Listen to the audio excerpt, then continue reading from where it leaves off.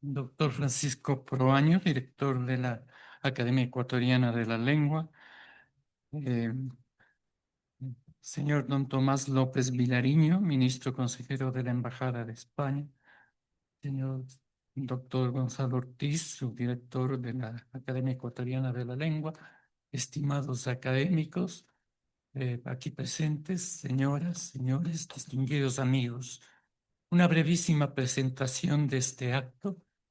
Estamos celebrando el Día de la Lengua Española y el Día del Libro por una feliz iniciativa de la Embajada de España.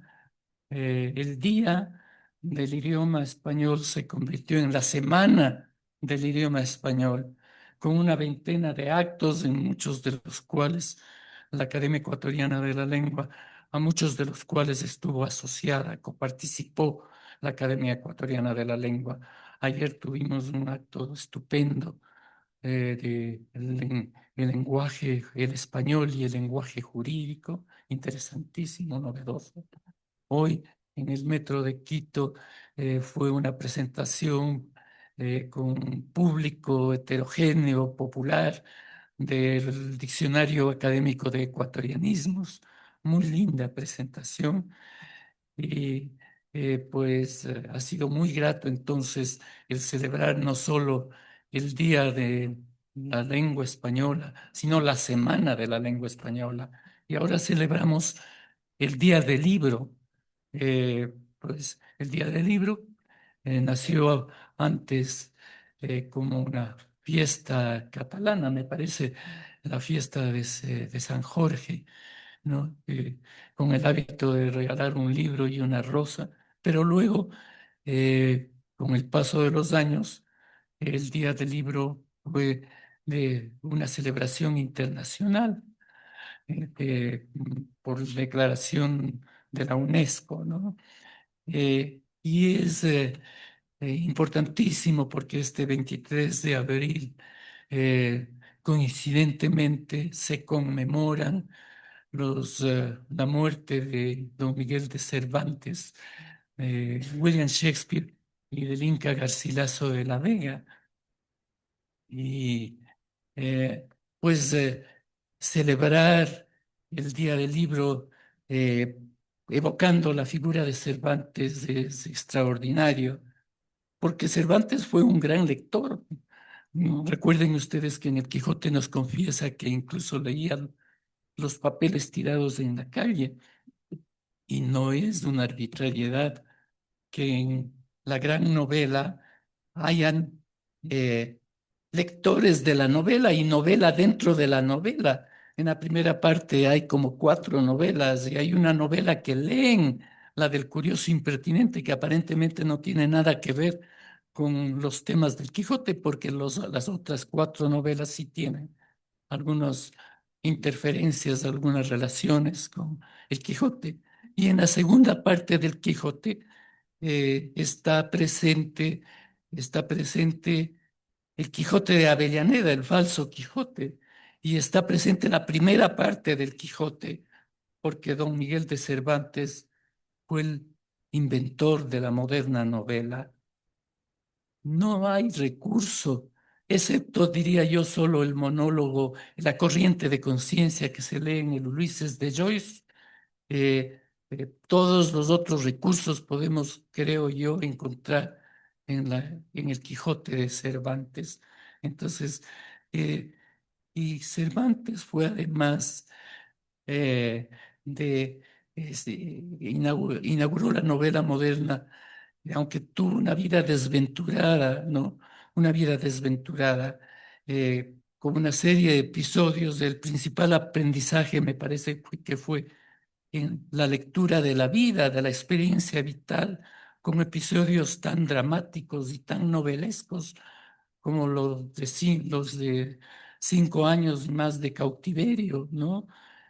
Cuando o el haber salido a Italia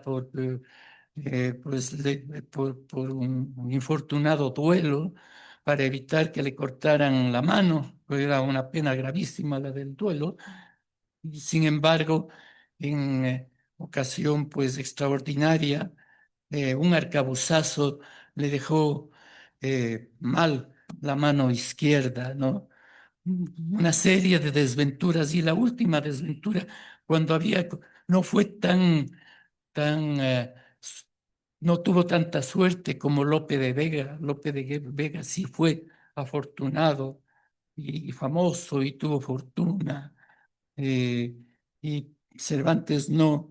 Al final, después en 1605 se publica la primera parte del Quijote y luego tiene la desventura de, de pues, que aparece el Quijote de Avellaneda. Fue un sufrimiento, pero fue un sufrimiento positivo porque finalmente le ayudó a, pues, a terminar su novela.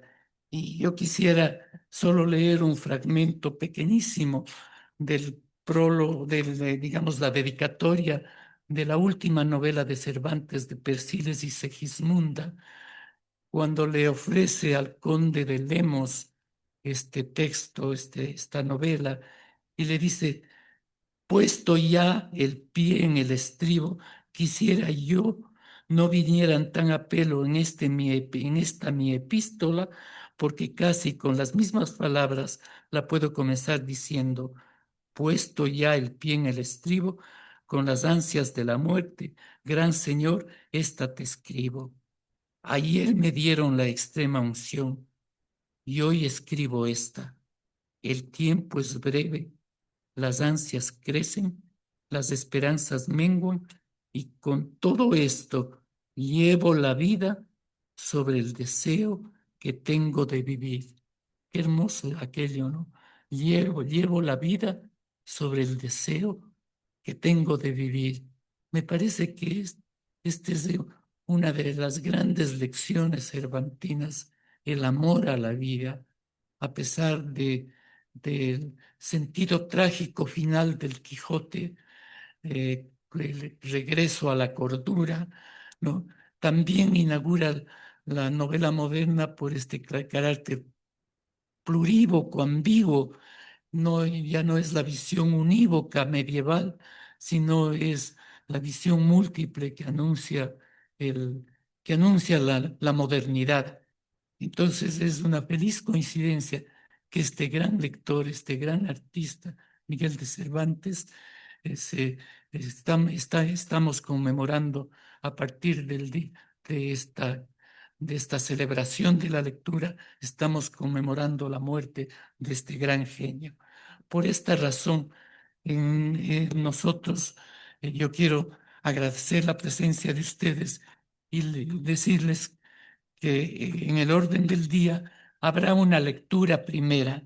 Esta lectura primera tiene, son de tres textos elegidos de autores ecuatorianos. Uno de ellos es un cuento de Abdón Uvidia que va a leer Gonzalo Ortiz Crespo desde aquí, pero hay un poema de el gran Jorge Carrera Andrade que va a leer desde Cuenca María Eugenia Moscoso, la académica correspondiente, y un ensayo de Vladimiro Rivas que va a leer desde Guayaquil don Marcelo Báez. El ensayo es Carta Cervantes. Entonces, vamos como segundo punto, después de esta breve presentación, de este saludo que he hecho a ustedes, vamos a escuchar la lectura de tres textos ecuatorianos.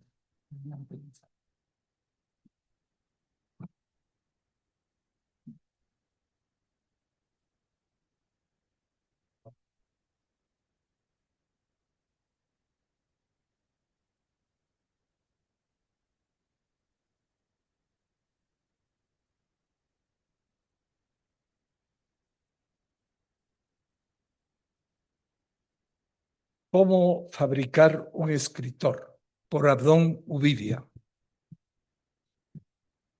Mm. Cuando mi universidad anunció, como tantas otras, que iba a empezar a graduar escritores y a titularlos con diplomas, birretes y capas en ceremonias de graduación, recibí la visita de un anciano que me dijo que era el representante universal de Dostoyevsky, Kafka, Proust y Faulkner. Ellos le habían dictado una carta dirigida a nuestras autoridades. Ya nada me asombra, pero le pedí que se explicara. Soy medium, me dijo. Vestía un traje negro a rayas, corbata antigua, camisa maltrecha y zapatos muy bien lustrados. Tenía la piel pálida y olía a agua de colonia. ¿Qué otra cosa podía ser sino medium? De poca monta, hay que decir, pero medium al fin. Estuve a punto de pedirle sus credenciales académicas, pero en gesto de buena voluntad desistí de hacerlo. De todas maneras, de todos modos, lo vi buscar nervioso en sus bolsillos. Por fin extrajo de su chaqueta un papel doblado y no muy limpio. Me lo entregó. No era ningún título. Era la carta de sus representados. No se entiende nada, le dije. Son garabatos indescifrables. Además, no se distinguen las firmas. Eso es comprensible, me respondió. Copié la carta en estado de trance. Yo suelo sudar y temblar mucho mientras hago mi trabajo. Además, mi estilógrafo es un desastre. Ya no son como los de antes. Dejan manchas o se secan cuando les da la gana. Tonterías. Lo siento. Mi escritura no es perfecta. Creo que para transcribir bien sus cartas necesitaré una pluma de ganso. Exagero, claro. ¿Y usted entiende sus garabatos? Claro que sí. No quiero molestarle, pero quizá necesita un par de nuevos lentes. Mis lentes están bien. Entonces no me queda más remedio que leer la carta en voz alta. Me permití hacerles ligeras correcciones de estilo. Estos escritores. No importa, le dijo, yo enciendo la grabadora. Dice así: distinguidos señores, acudimos a este medio, o leyó medium, para colaborar con ustedes en el noble propósito de fabricar escritores en serie.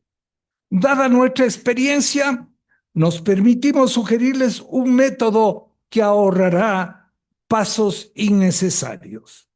1. Creemos que la carrera de escritor debe empezar en la temprana infancia. 2.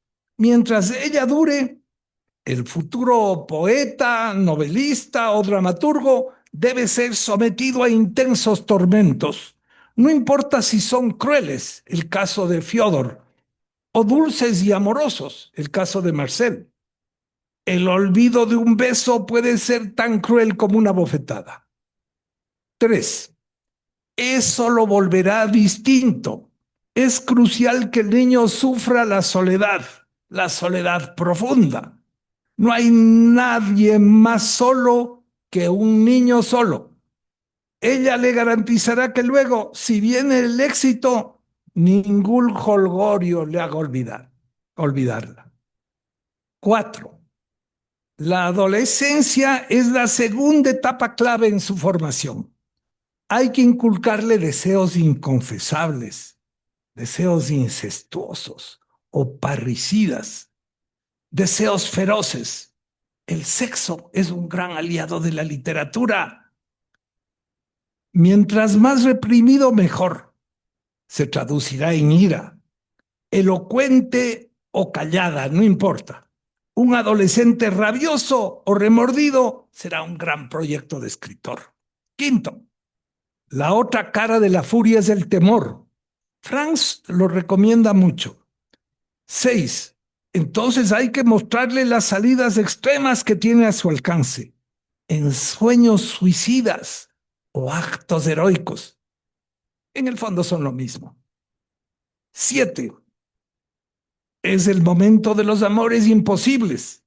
Solo el tormento romántico supera al sexual. Una Julieta, una Beatriz o una Carlota nacieron del alejamiento y la tristeza. 8. Otros estados del alma que no hay que descuidar son la melancolía, la ironía, el humor, el rencor, algunos más. Que cada escritor cultive su habilidad natural como pueda. 9. Un escritor escribirá, temprana o tardíamente, no importa cuándo ni dónde, lo hará. Fyodor lo hizo en una buhardilla, William en un prostíbulo, Franz en la noche luego del trabajo, Marcel entre los vapores insanos de su habitación, y Miguel, François, Julius y Jean en la cárcel. 10. En cuanto a los grandes libros, no hay que preocuparse.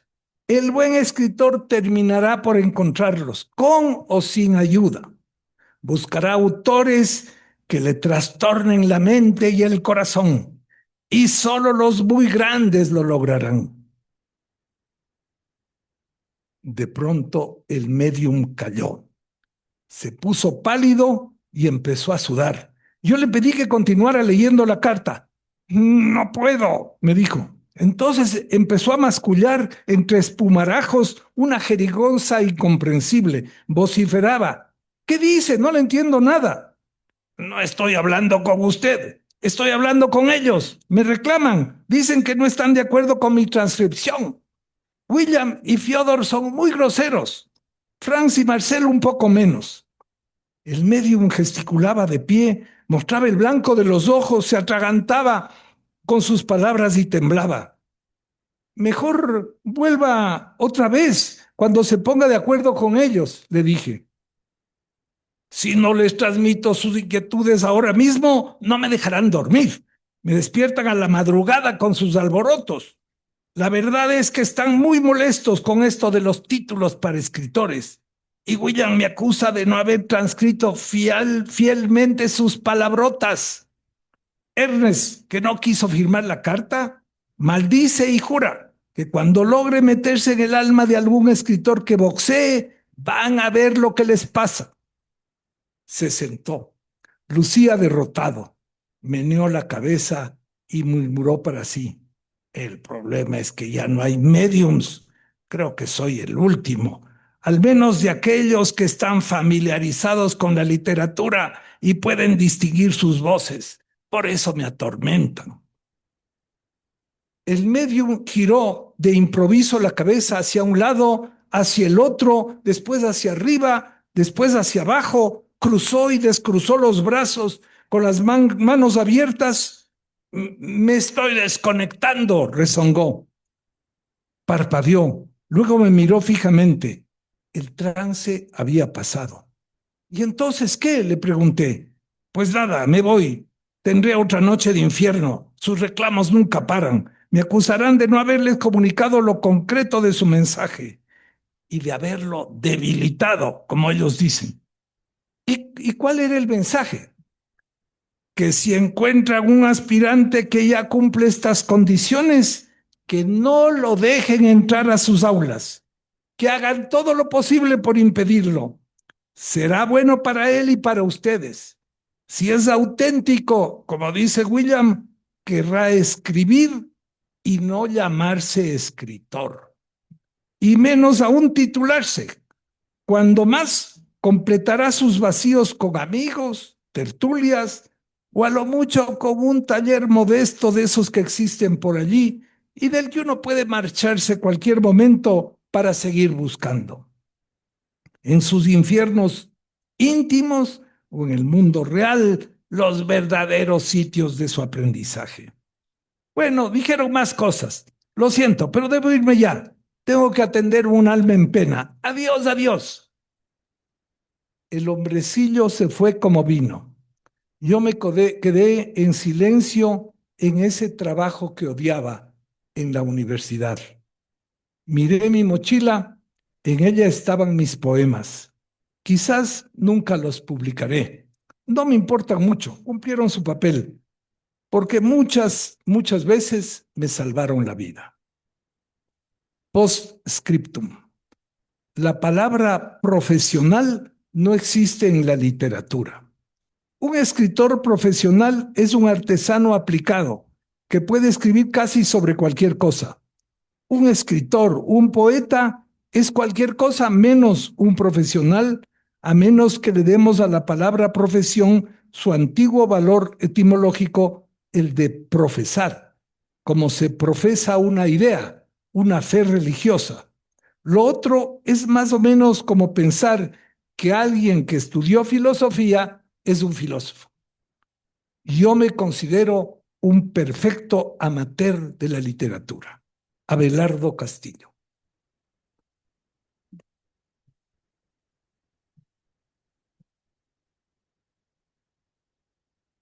Una aclaración, este cuento de Abdón Uvilla fue escogido por Diego Araujo, como son los poemas que vienen a continuación. El poema y el ensayo que vienen a continuación. Gracias, Gonzalo. Los tres textos tienen que ver con la literatura, esta con un carácter humorístico. Me pareció que era en sentido moderno un homenaje también al gran humor cervantino. El, leerá desde Cuenca doña María Eugenia Moscoso el combate poético de Jorge Carrera Andrade y a continuación se leerá una carta a Cervantes, un ensayo de Vladimiro Rivas. Después habrá la intervención de Francisco Proaño Arandi, director de de la Academia, la intervención de Tomás López Vilariño, ministro consejero de la Embajada de España, y la conferencia de don Gustavo Salazar eh, sobre la relación amorosa entre Teresa de la Parra y Gonzalo Saldumbide a través de su correspondencia. Un dato adicional curioso, se cumplen 90 años de la muerte de doña Teresa de la Parra, también en este 23 de abril. Gracias. Entonces, vamos a tener vamos a pasar.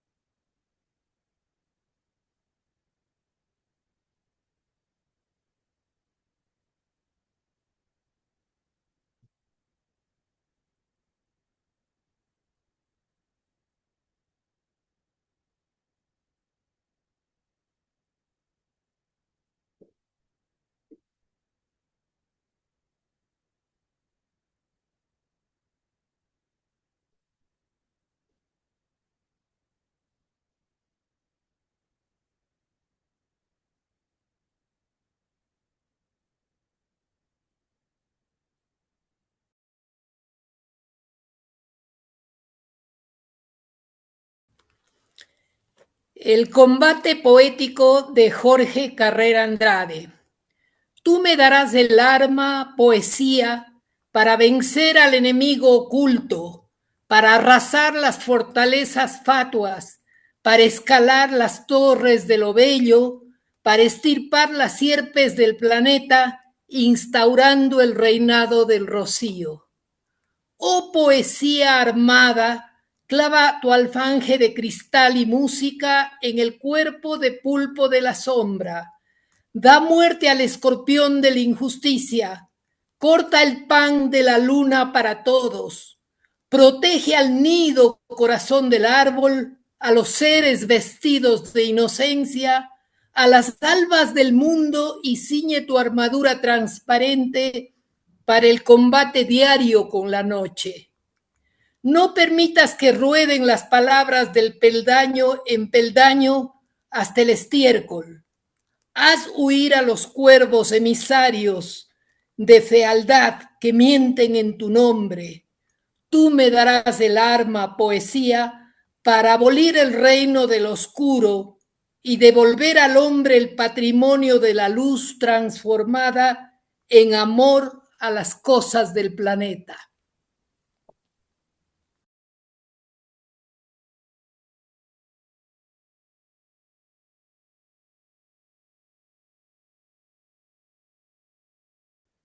Carta a Cervantes, autor Vladimiro Rivas Iturralde.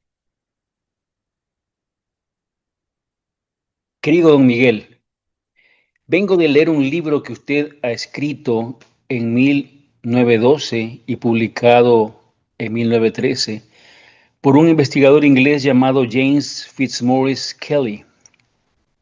Ignoro si es el quinto o el 10º intento del futuro por seguir en vano paso a paso los de su escabrosa existencia terrestre.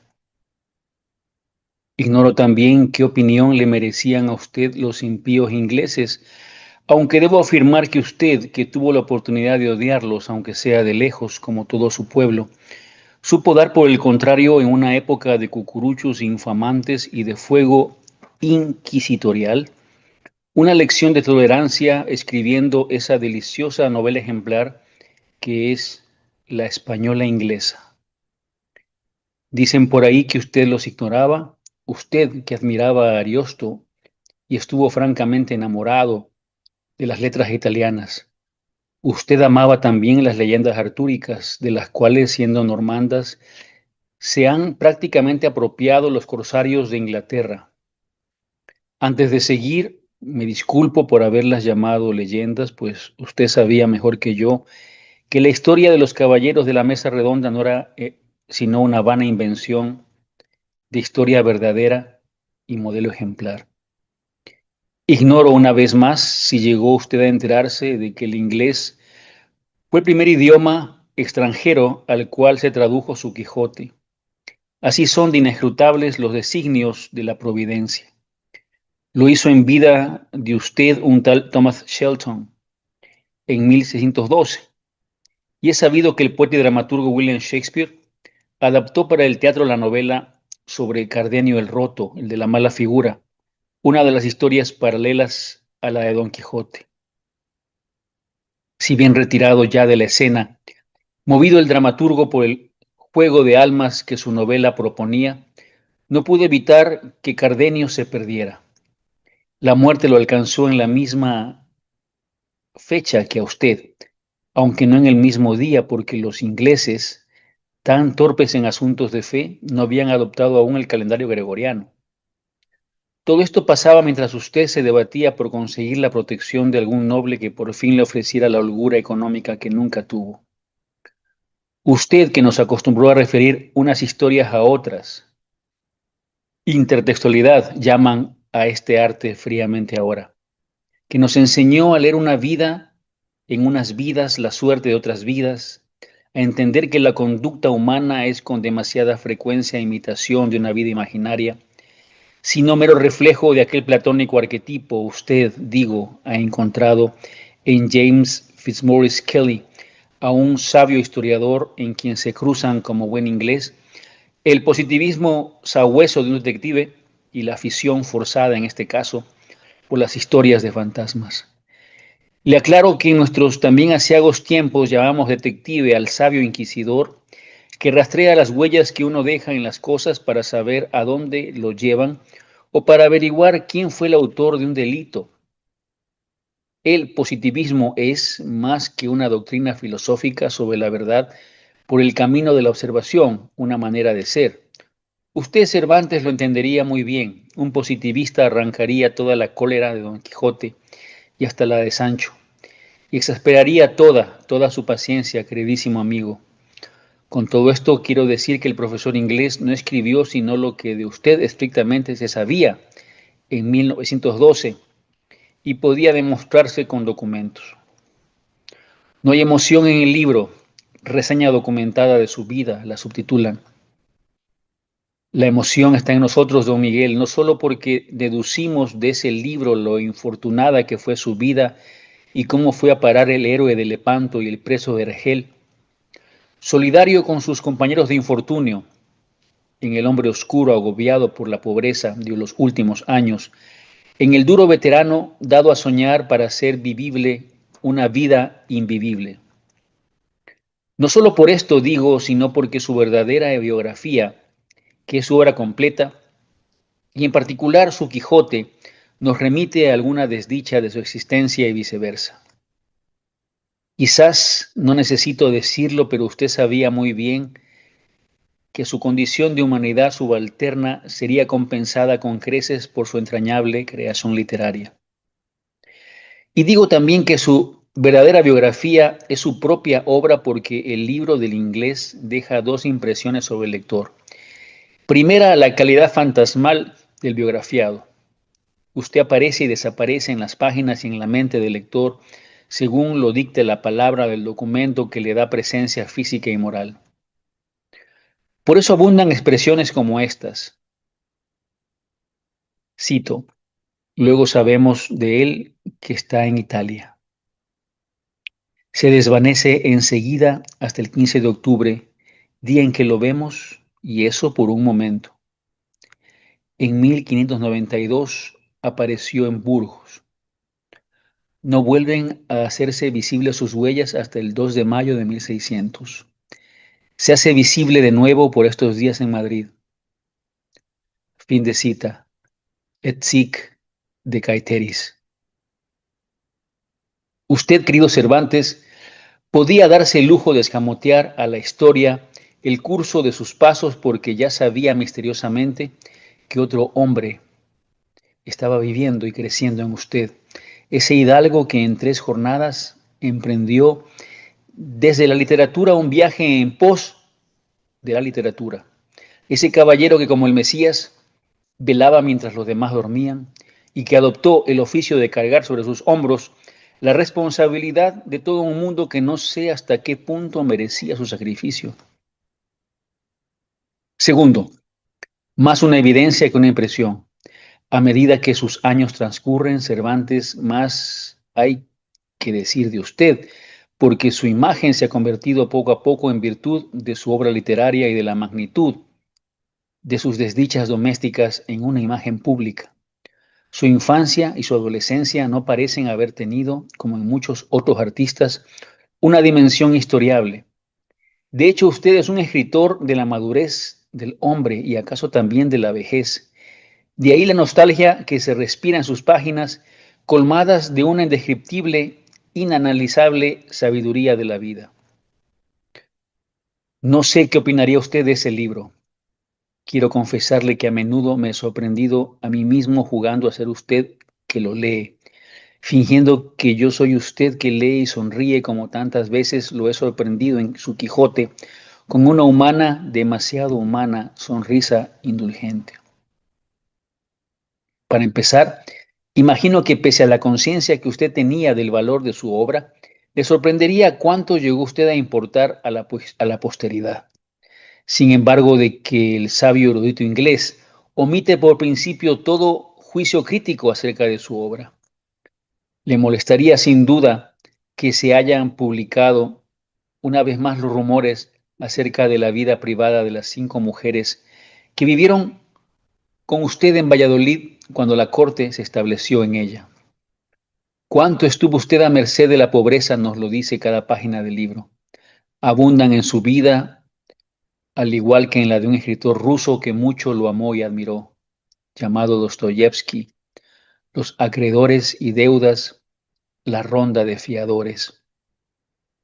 Cito, el 3 de noviembre, año de 1590, tuvo necesidad de tela ordinaria para cubrir su desnudez y la obtuvo de Miguel de Caviedes y compañía en Sevilla.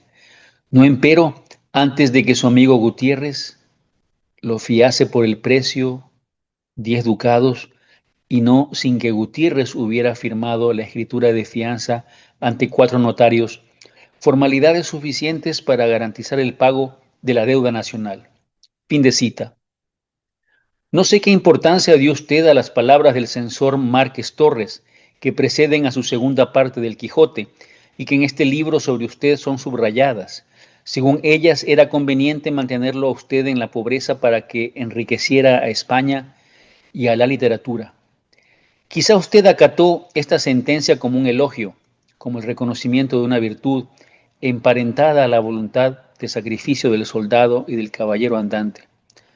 A mí, queridísimo amigo, me ha dado mucho que pensar.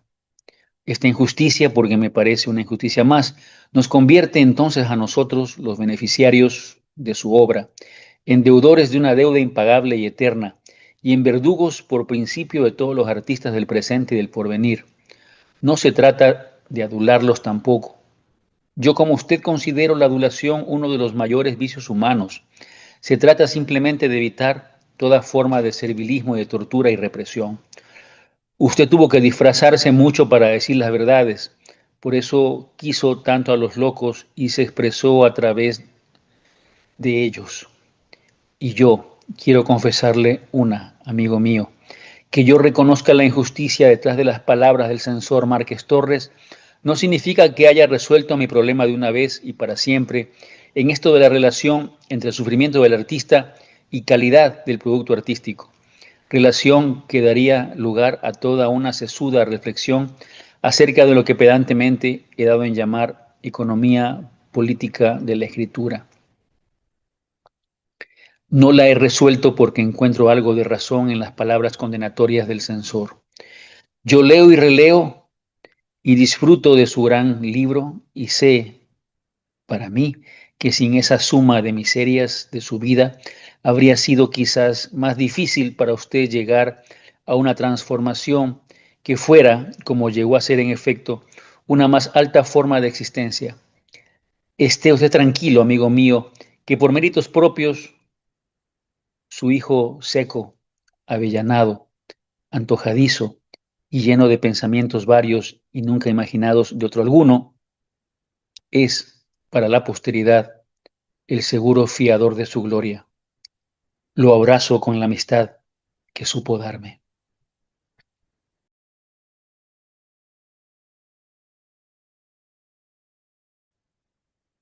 Como había anunciado antes, intervención de don Francisco Proaño Arandi, director de la Academia Ecuatoriana de la Lengua.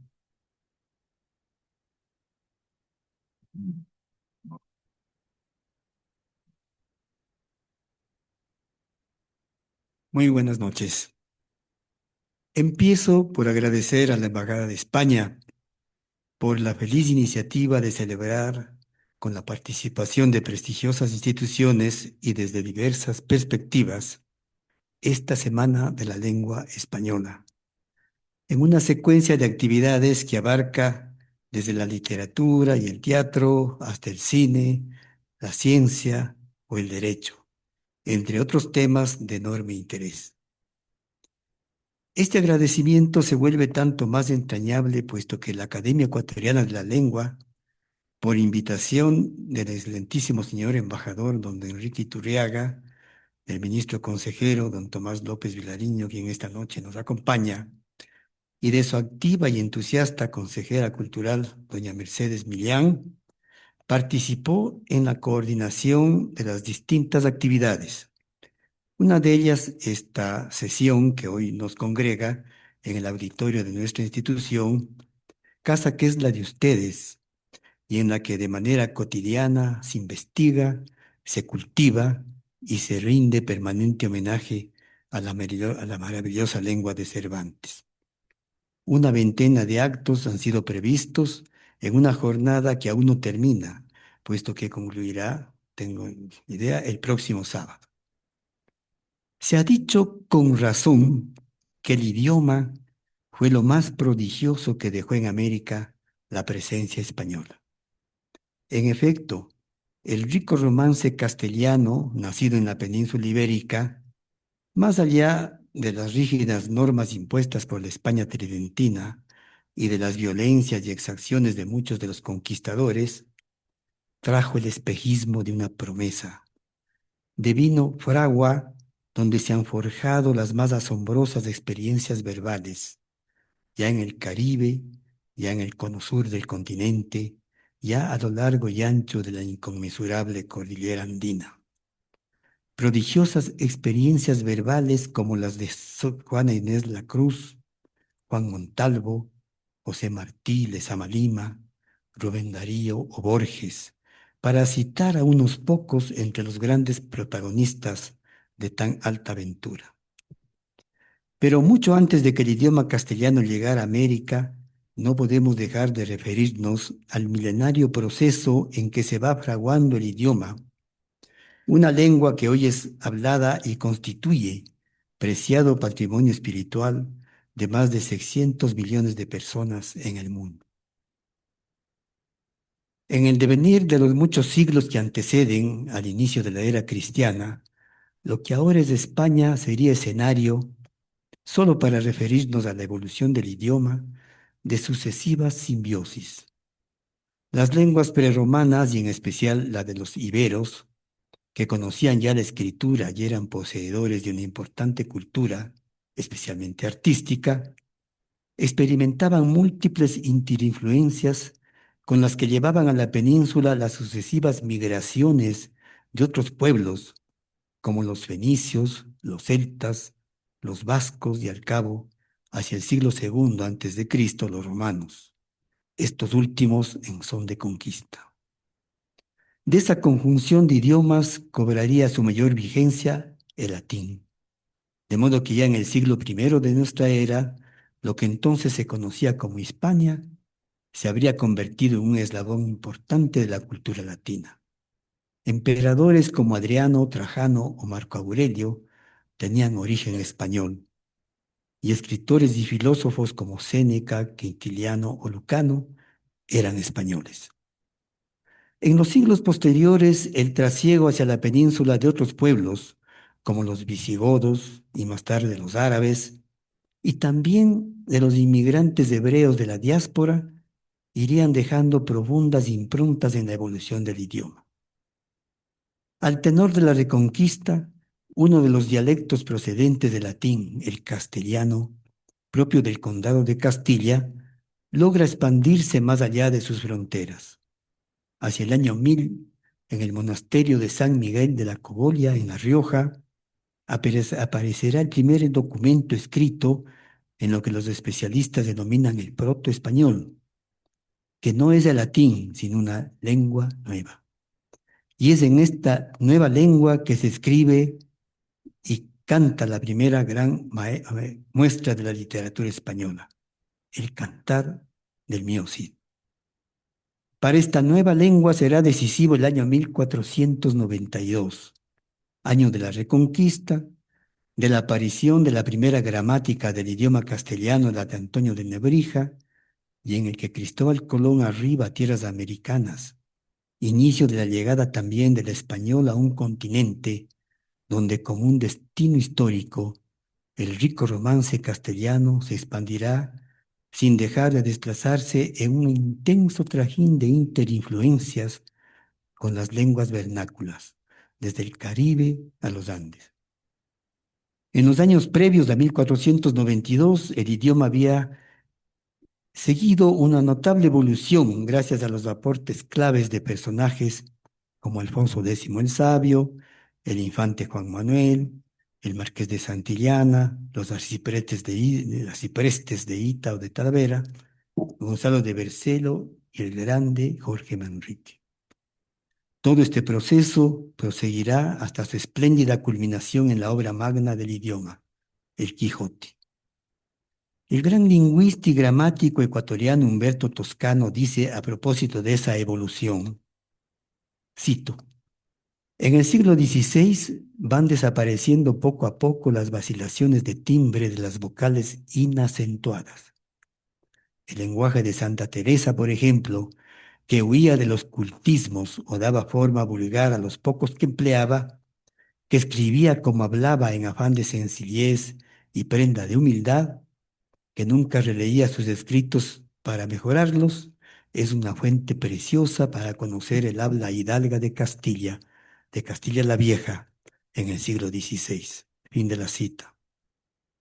Algo similar ocurriría en Quito, ya en pleno siglo XVII, con vertientes como las constituidas por las relaciones de los misioneros y la Escuela Cético-Mística Quiteña, en la que sobresalen escritores como el sacerdote José Maldonado y fundamentalmente la monja Clarisa Gertrudis de San Ildefonso. En el caso de esta última, parecería muy posible el influjo del magisterio de Santa Teresa.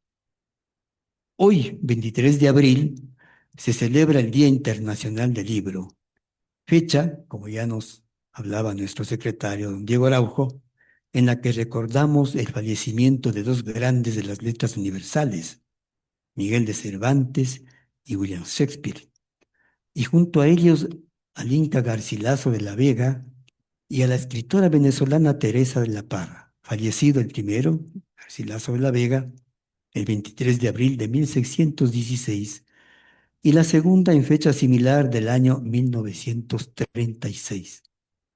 Habida cuenta de esta coincidencia y del hecho de que la insigne novelista venezolana estuviese vinculada a nuestro gran escritor Gonzalo Sandulvide durante la presencia de ambos en el París de los años 20, nuestro académico don Gustavo Salazar disertará a continuación sobre tan emotivo tema. Antes de concluir, no puedo dejar de señalar que la comunidad hispanohablante, representada por la Real Academia Española y la Asociación de Academias de la Lengua Española, ASALE, comprometida siempre con la investigación y el afán de resguardar el esplendor de la lengua de Castilla, han debido en los últimos tiempos expresar su rechazo radical a dos atentados contra la unidad y esplendor del idioma. Uno, la arremetida, seguramente infructuosa, que ha emprendido la actual administración Trump en los Estados Unidos contra la presencia y expansión del idioma español en ese gran país donde al momento hablan nuestro idioma más de 60 millones de personas. Y otro, la supresión de la Academia Nicaragüense de la Lengua, felonía cometida por la nefasta dictadura de Ortega en ese hermano país centroamericano. La Academia Ecuatoriana de la Lengua ha unido altivamente su voz para respaldar el rechazo a tales atentados contra el idioma que nos alberga y que hoy celebramos. Termino estas palabras citando al más grande cultor de la lengua en el Ecuador, el gran ambateño Juan Montalvo, quien en el primero de sus magistrales 7 tratados, el Buscapié, expresa en torno al idioma de Castilla, comillas, la lengua castellana, dice Montalvo, en manos de los grandes escritores clásicos es como el Amazonas, caudaloso, grave, sereno. Sus ondas ruedan anchamente y sin obstáculo van a reempujar y desalojar el océano, que se retira y vuelve a él con los brazos abiertos. Todo en paz y grandeza en esa vena del diluvio, pero cuando hay alteraciones, como que las hemos señalado, digo yo, las tempestades son sublimes. Cerras comillas. Y para continuar con su destino de escritor, el gran Montalvo solicita el auxilio de las grandes figuras del idioma. Y tú, Cervantes, exclama, a quien he tomado por guía, como Dante a Virgilio, para mi viaje por las oscuras regiones de la gran lengua de Castilla, echa sobre mí los ojos desde la eternidad y anímame, llégate a mí y apóyame, dirígeme la palabra y enséñame. Y nosotros seguimos y queremos seguir ese camino. Gracias a todos.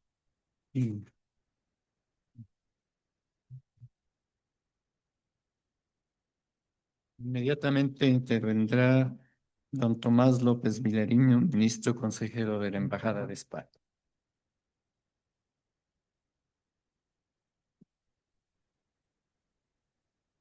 Señor director de la Academia Ecuatoriana de la Lengua, señor subdirector, señor secretario, querido amigo y académico Gustavo Salazar, a mí me corresponde hoy, y espero cumplirlo, ser lacónico por varios conceptos. En primer lugar, y lo digo con toda sinceridad, no debería estar yo hoy aquí, porque quien realmente debería estar es o bien el embajador de España, como representante que es del Reino de España y Ecuador, o bien la consejera cultural que ha sido mencionada y que ha sido la verdadera urdidora de esta Semana de la Lengua. Pero dicho esto, estoy muy contento de estar aquí. Las cosas como son. En primer lugar, quiero decir una cosa a la corporación. Nosotros y la Embajada de España se siente enormemente honrada y yo estoy realmente maravillado, y tengo que decirlo públicamente, de la facilidad que encontramos siempre para entrar en esta docta casa. O sea, yo creo que esto es una cosa que nosotros valoramos especialmente. Sé que el embajador la valora y la valoramos todos nosotros. O sea, del hecho de que la institución que en Ecuador encarna la defensa de la lengua española y la promoción de la lengua española y del español del Ecuador esté siempre en esta disposición fraterna a abrirnos sus puertas, es realmente conmovedor. Y las cosas que parecen obvias, cuando no son obvias, hay que decirlas. Y esta es una idea que yo quería trasladar aquí. La segunda idea que quería trasladar es la siguiente. Efectivamente, el Día del Español, el 23, ha fructificado en una semana. Y yo tengo que reconocer que yo le pregunté a Mercedes, le dije, bueno, pero verdaderamente esto de celebrar el español en Ecuador es un poco, en fin, una cosa un poco paradójica, porque uno entiende siempre que el español tiene la concepción de que el español se promociona como lengua extranjera, como acaba de decir el director, nosotros los hispanohablantes, también con una cierta, en fin, una cierta aspiración siempre, por ejemplo, digamos, aspiramos a que nuestra lengua se extienda pues, por el mundo anglosajón, en el mundo donde todavía se... Entonces, ¿qué necesidad tiene uno, piensa, de celebrar durante una semana el español? Y sobre todo, bueno, es una lengua que tiene un florecimiento literario notable y justo en Ecuador, además, un florecimiento literario notabilísimo, que empieza efectivamente desde las místicas del 17 y acaba con los escritores vivos que tenemos hoy en día y sigue una línea completa de excelencia hasta hoy. Y me dijo Mercedes, y tiene razón, que nosotros tenemos una tendencia como hispanohablantes, y hoy me parece que ha habido bastantes ejemplos, a, digamos, por así decir, celebrar la grandeza literaria de nuestra lengua. Y es perfectamente comprensible que lo hagamos porque de hecho es una lengua grande literariamente y poéticamente. Pero el español es otras cosas también, además de una lengua literaria. Y además de un prodigio lingüístico, y además de una lengua que por su sencillez gramatical y por su, digamos, condición de lengua de coiné, ha permitido que 20 naciones nos entendamos con un grado de homogeneidad elevadísimo. También es otras cosas. También es una lengua científica. También es una lengua importantísima hoy en Internet, de las más importantes del mundo. También es una lengua importantísima en las redes sociales. Tal vez debamos de hacer también énfasis en esta dimensión contemporánea de la lengua, porque el español puede ya competir y está compitiendo con el inglés, con el chino, con el hindi, con otras lenguas de implantación universal, con el árabe y, bueno, y por supuesto muy por delante de otras lenguas de cultura como son el francés, el alemán, etcétera, italiano. Por lo tanto, debemos de pensar también en este elemento vinculador de la lengua. Y yo creo que esto es la filosofía que ha, digamos, que ha estado, digamos, subyaciendo precisamente a esta concepción de la semana en relación con la academia, con las universidades, con las fundaciones. La conversación que se produjo ayer con el señor embajador sobre el español y el derecho va un poco por ahí. O sea, no solamente es una lengua de cultura y de alta cultura, sino que es una lengua contemporánea en la cual los jóvenes de todas nuestras naciones están mandando constantemente mensajes por las distintas redes. Y los que estamos familiarizados con las redes nos damos cuenta de que todo el material está disponible en español y que estamos verdaderamente en una posición importante. Yo creo que eso también hay que engrandecerlo. Y bueno, quiero hacer dos notas ya para concluir. La primera, bueno, estamos hablando, yo creo que un día como hoy hay que hablar de Cervantes, hay que decir algo sobre Cervantes. Y yo lo que quiero decir sobre Cervantes, conectándolo precisamente con los tiempos que corren y que mencionó con mucha elegancia el director de la academia, es lo siguiente. A mí lo que siempre me ha maravillado de Cervantes, y ahora me centro un poco en Cervantes como figura histórica, es lo siguiente. ¿Cómo es posible que un hombre que tuvo una vida que podríamos llamarle, por así decir, ¿cómo diría? Tan desventurada que es casi inimaginable, ¿no? O sea, barrocamente desventurada. Las cosas que le pasaron a Cervantes no pueden pasar tantas desgracias en una vida humana. Porque aparte de lo que se dijo en ese texto epistolar tan hermoso que hemos visto por vídeo, que todo eso es verdad, en fin, la pobreza, las deudas, los juicios, pero le pasaron cosas realmente que no caben en una vida humana, porque un cautiverio de 4 años en Argel, el resultar herido en Lepanto, luego siendo un héroe de guerra, que no le dejen pasar a América como era solo... En fin, todo lo que le pasó fue terrorífico. Y luego a la vez era un hombre de una inteligencia y de una cultura sublimes, porque aparte de, digamos, en el Quijote y en el Persiles, en todas sus obras, no solamente se ve al gran escritor, se ve al gran renacentista, al hombre cultísimo, al hombre y además con una hiperconciencia de la realidad circunstante, que es la que le permite luego escribir el Quijote, donde salen todos los personajes de su época, de la vida cotidiana de la España del siglo XVII. Entonces, con esa vida terrible y con ese conocimiento exacto y perfecto de la realidad que le daba su inteligencia y su cultura, produce el Quijote. Y el Quijote es, ante todo, y creo que todos estaremos de acuerdo, un libro regocijado. O sea, la lectura del Quijote, el Quijote es, tú ves la sonrisa de Cervantes desde el principio hasta el final. Evidentemente ha habido lecturas románticas, ha habido lecturas trágicas, ha habido lecturas históricas y todas son respetables, porque todo el mundo se va a ver en el reflejo de esa obra clásica. Pero es imposible no ver la ironía de principio a fin. O sea, es un hombre que al final de su vida le ha pasado de todo, era extremadamente brillante y sin embargo se toma la vida con distanciamiento humorístico. Eso es evidente, desde el primer momento hasta el último. Y yo les animo a que lleguen a casa, cojan el Quijote, se pongan a leer la primera página y se den cuenta que es un libro que está desde el principio. Entonces, en estos tiempos en los que corremos, en los que vivimos, en los que nos damos tanta importancia y en donde a veces, y me incluyo, desde posiciones de enorme ignorancia, pretendemos pontificar de todo, saber de todo, clasificarlo todo en buenos y malos, en verdades y mentiras, el ejemplo de este hombre enormemente desgraciado y enormemente lúcido, que en el momento de su vida produce esa maravilla de ironía y de distanciamiento y de sabiduría, creo que nos ilumina a todos. Y ya para terminar, ahora sí que ya cumplo con mi promesa, un regalo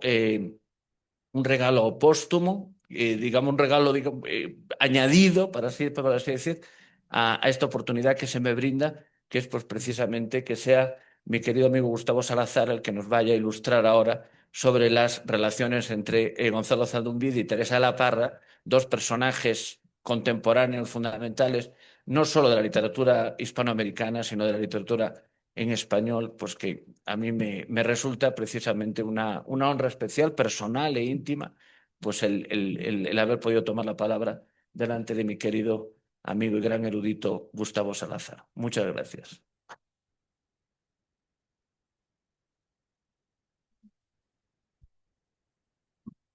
Adelante, Gustavo Salazar, que sea anunciado ya, por favor.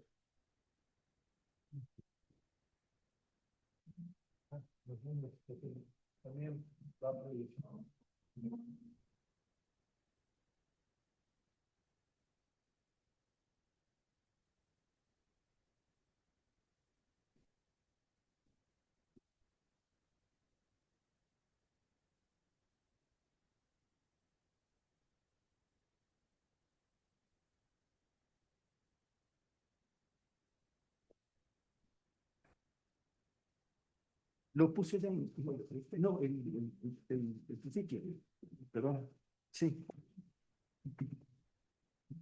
¿No?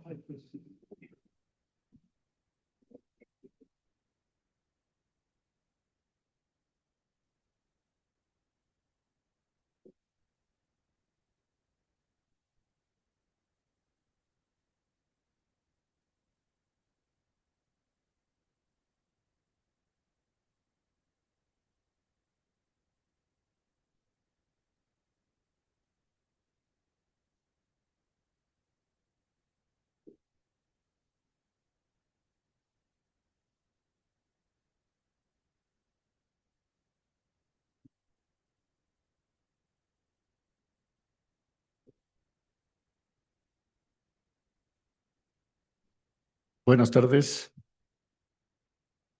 Agradezco mucho la presencia de los amigos, los conocidos y nuevos amigos.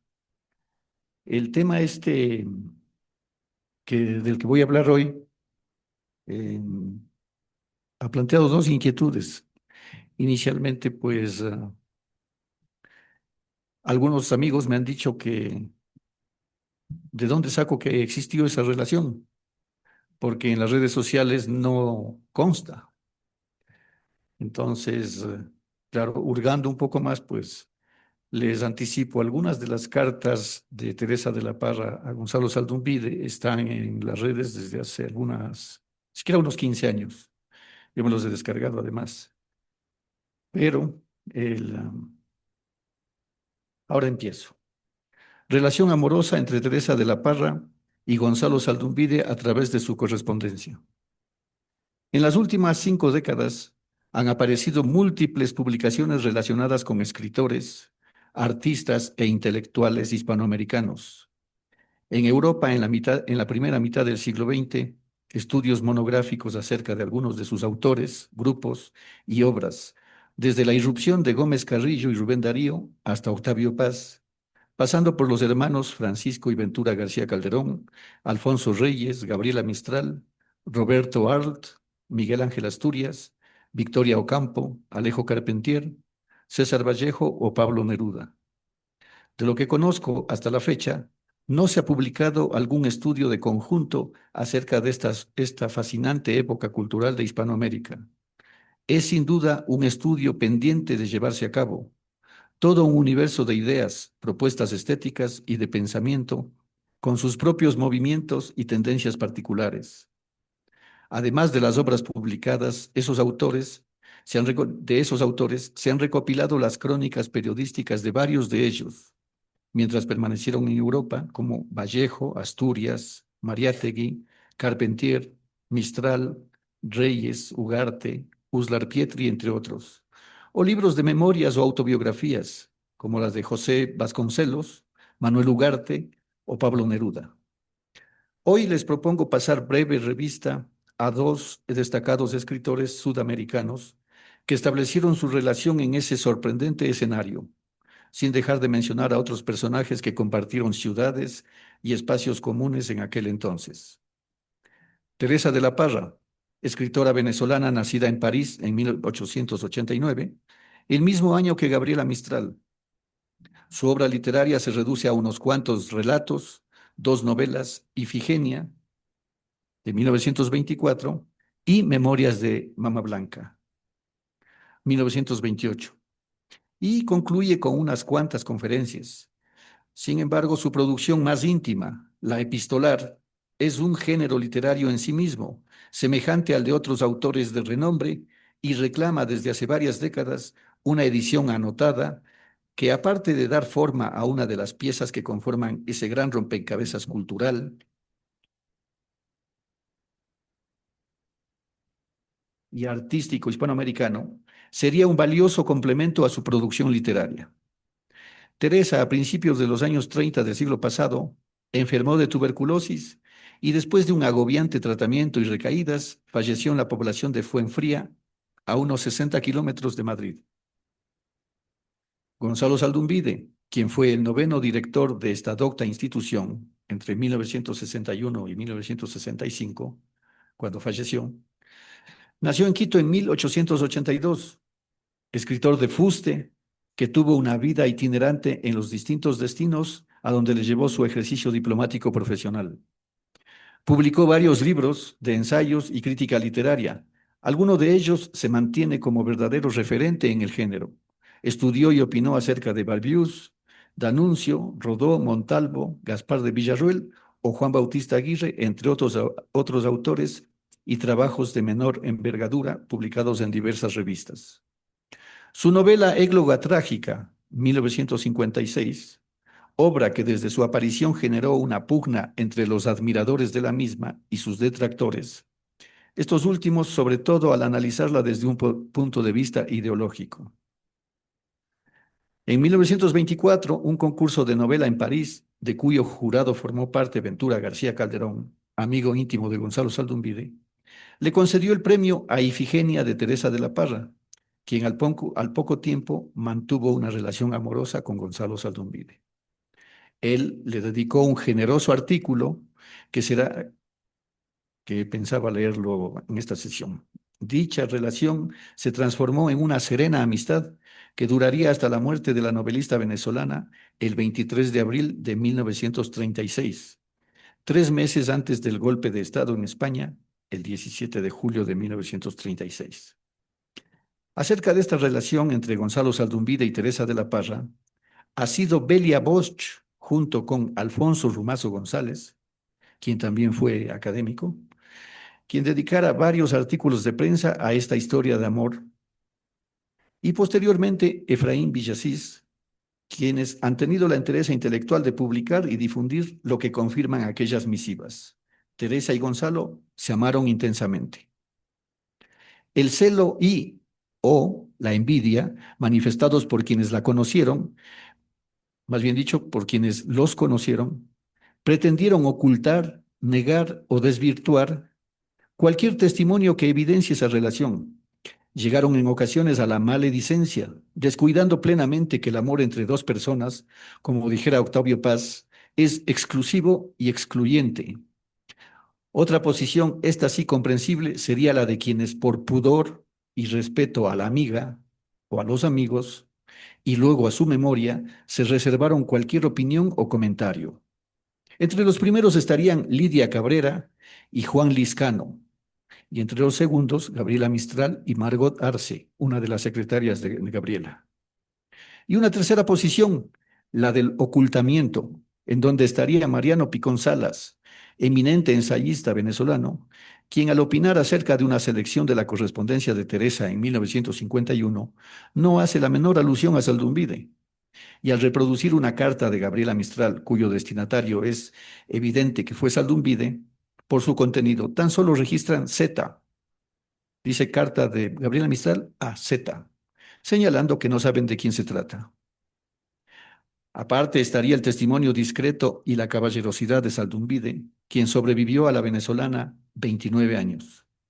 Sabemos que éste, en su momento, hizo entrega de las cartas de su amada a quienes él consideró sus legítimos herederos, pero aparentemente volvieron a sus manos.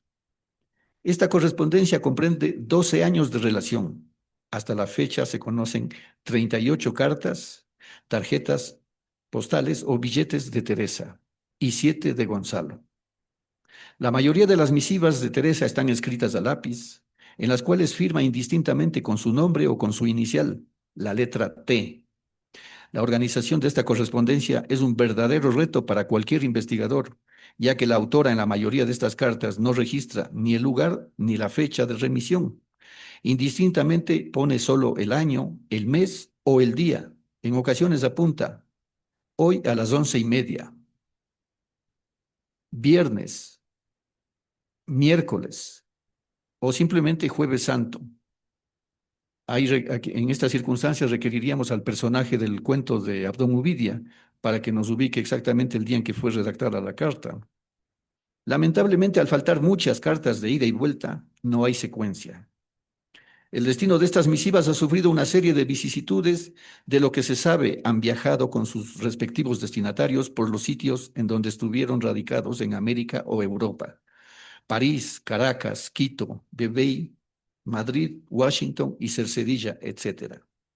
En esas lecturas que se hacen en la juventud, yo había leído las 2 novelas de Teresa. También conocí las 2 misivas que la escritora remitió a Benjamín Carrión y él las publicó en Santa Gabriela Mistral, hasta que en 1991, al hacerme cargo del inventario del archivo de Carrión, hallé los originales de las mencionadas cartas. La vida me depararía otras sorpresas.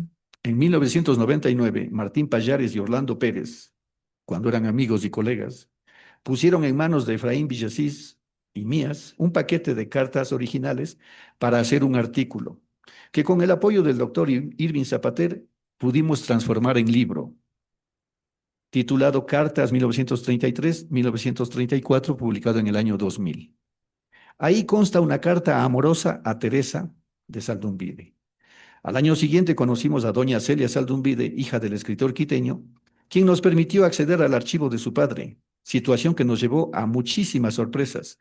Cartas de Saldumbide con Alfonso Reyes, archivo donde destacan por cantidad y calidad las de Gabriela Mistral y otras decenas de escritores, sobre todo una veintena de misivas de Teresa de la Parra.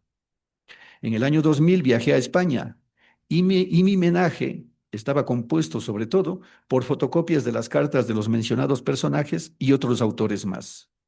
cuando 2 años después me llegó un folleto que iniciaba con las siguientes líneas. Tenía entre mis manos una edición de 1872 de Los Lusíadas de Luis de Camões. El encuadernador no había concluido su trabajo, los pliegues no estaban refilados y sus cubiertas sin recortar, es decir, estaba intonso. El libro, sin duda, no había sido leído, pero sí abierto. Entre sus páginas aparecieron más de 15 cartas, billetes y postales manuscritas, algunas sin firma, fechadas en los primeros años de la década del 30. Por el contenido de los documentos y el único destinatario, me percaté que se trataba de secretas misivas de algunas amigas de Gonzalo Saldunvide. De este conjunto, 5 cartas corresponden a la venezolana Teresa de la Parra, escritas entre 1934 y 1935. Termino la cita. Su remitente y autor del estudio era Efraín, cuyo título del folleto era Presencias de Teresa de la Parra, que incluía 5 valiosas misivas fechadas, como señala él, entre 1934 y 1935. En los siguientes años, don Jorge Moreno me envió con anuencia de doña Celia copias de cartas de diferentes corresponsales de Saldunvide, que incluyó la autorización para poder publicarlas. En Madrid me proveí de toda la bibliografía posible de Teresa y fui preparando uno de tantos libros que tengo pendientes de publicar, y todavía no lo he concluido. A esta tarea me dediqué hasta el año 2010. En 2015 tuve la fortuna de estar 3 días en Caracas y me dieron la posibilidad de acceder al archivo de Teresa de la Parra, que se conserva en la Biblioteca Nacional de Venezuela, y fotografié una buena cantidad de documentos de la novelista. Ahora, 10 años después, para este homenaje por el Día del Libro, he vuelto a ellos y ahora les comparto esta grata sorpresa. Buena parte de esta correspondencia, que da testimonio de esta gran pasión, se conserva todavía inédita. A continuación voy a leerles algunos fragmentos, algunos pasajes de cartas de Teresa y después de Gonzalo. Hoy a las 11:30, San Juan de Luz, agosto de 1924, siento el más profundo desprecio por esa cosa que llaman amor, que es brutal y salvaje como los toros del domingo, con los pobres caballos destrozados. No quiero sino ternura, eso que tú crees que yo no conozco, y en lo cual soy maestra especialista, imposible de equivocarse ni engañar. Hoy, jueves 29, 1924, mi querido Lilio, Teresa, a lo largo de la correspondencia, les da unas denominaciones coloquiales que seguramente entre ellos se comunicaban. Él siempre le dice Teresa en las cartas. Mi querido Lilio, no sabes el gusto tan grande que tuve ayer noche al encontrar tu carta. Estaba tristísima, me dolía tu ausencia de veras y tu carta me alivió el dolor. Me dormí como si te hubiera visto en la tarde. Voy a confesarte que en los primeros días de llegar aquí no sentí que me hicieras tanta falta. Quizás el calor de la familia reemplazaba un poco el tuyo. Además tenía otra vez tus ideas enemigas que pasan de tiempo en tiempo. Estos distintos estados de ánimo que a ti te inspiran desconfianza son la prueba más grande de mi cariño. Tiene raíces que yo misma ignoro y que tantas veces ya me han sorprendido. Tú vuelves siempre, Lilio mío, cada vez más querido. Mis aparentes indiferencias no son sino variaciones sobre el mismo tema. El tema siempre vuelve con más fuerza y estas alternativas no hacen sino variar y renovar todos los días mi gran cariño. Ellas me libran del aburrimiento y de la monotonía. Acéptalas con benevolencia. Son la riqueza de un amor lleno de lujo y abundancia.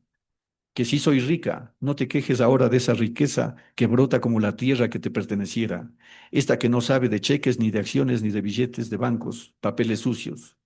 Ayer estaba triste, primero porque empezaste a hacerme caprichosamente una falta horrible, después porque Isabelita es su hermana, resolvió viaje violento a París, igualito a mi último viaje tan loco y tan lindo de hace 4 meses. Todo me lo recordó y me puse dolorosísima pensando que yo me iba ahora.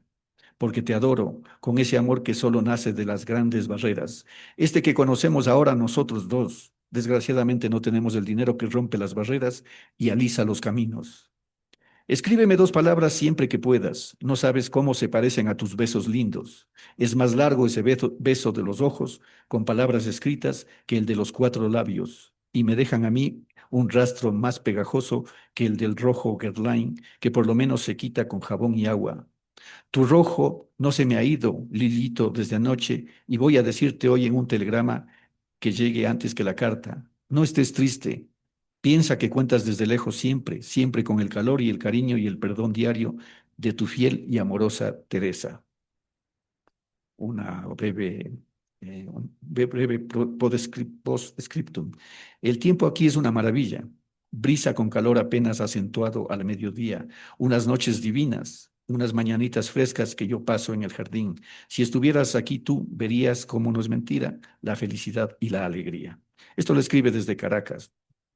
Bueno, algunas cartas hemos podido identificar por la cronología, sabiendo en dónde estaba ella, y algunos datos que nos facilita en las misivas. Otra carta. Querido Gonzalo, diciembre de 1924. Aún estamos en Maracay. Seguimos en vida de dolce farniente, de la cama al auto y del auto al río, al potrero o a la laguna.